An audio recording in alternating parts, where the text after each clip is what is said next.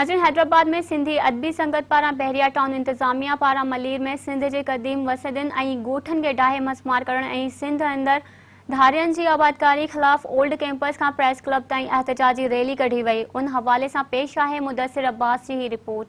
जी नाज़रीन, मलीर में सिंध की क़दीम वसंदन ऐं ॻोठनि खे बहरिया टाउन इंतजामिया पारां डाहे मुसमार करण ऐं सिंध में धारियनि की आबादकारी खिलाफ हैदराबाद में सिंधी अदबी संगत पारां ओल्ड कैंपस का हैदराबाद प्रेस क्लब ताईं एहतजाजी रैली कढ़ी वई है। रैली में मुख़्तलिफ़ सियासी समाजी अगवाननि समेत के सिविल सोसाइटी अगवान आहिनि, उहे पिणु शरीक आहिनि।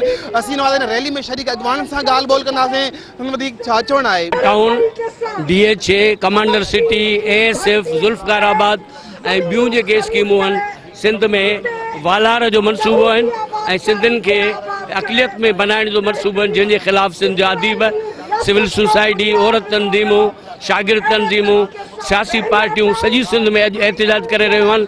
हिते सिंधी अदबी संगत जे सॾ ते फ़नकार अदीब सभु आया आहिनि ऐं असां इन बहरिया टाउन के मनसूबे के रद्द कराइण खां सवाइ पंहिंजी जिदोजहद ख़त्म न कंदासूं। हुकूमत जो किरदार तो यकीनन क़ाबिल मज़म्मत रहियो आहे, छो त जॾहिं हीअ स्कीम शुरू थी आहे मलीर डेवलपमेंट अथॉरिटी जे मंजूरी खां सवाइ मलक रियाज़ हिते स्कीम शुरू न करे हां।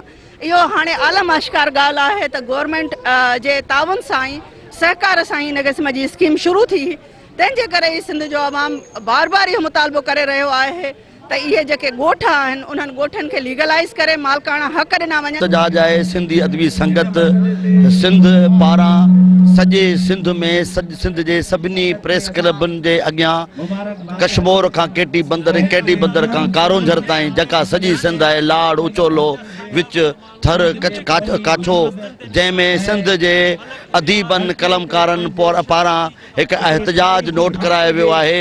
एहतजाज कयो वियो आहे त हीअ ज़मीन, हीअ धरती, हीअ भोंय फ़क़ति असांजी आहे। बहरिया टाउन ऐं अहिड़ा जेके रहाशी स्कीमूं आहिनि जेके धारियुनि खे आबाद कनि थियूं, असांजो सिंध हुकूमत खां, वफ़ाक़ी हुकूमत खां ऐं सभिनी धुरियुनि खां इहो असांजो मुतालबो आहे त इन्हनि रहाशी रिथाउनि खे बंदि कयो वञे। ॾिसो पिया जेको ई असांजो एहतजाज आहे नाजाइज़नि जे ख़िलाफ़ ई आहे। हीअ सिंध जी ज़मीनुनि ते, सिंध जी जेका मिल्कियतुनि ते जेका वालार आहे, मलक रियाज़ ऐं जा साथारी ऐं ॿिया ॿई कई काफ़ी अहिड़ियूं धुरियूं आहिनि जेके सिंध जे हक़नि ते धाड़ हणी रहियूं आहिनि। सिंध जी बैदनियात ते, सिंध जे कोयले ते, सिंध जी ज़मीन ते, सिंध जे पाणी ते तमामु घणा इशू आहिनि, तमामु घणियूं तकलीफ़ूं आहिनि सिंधियुनि सां। असां इहो उन्हनि खे ॿुधाइणु चाहियूं था मलक रियाज़ उन जे साथारनि खे त सिंध निधण की न आहे, सिंधी निधण का न आहिनि, जाॻिया आहिनि, सिंधी सभु जाॻिया आहिनि।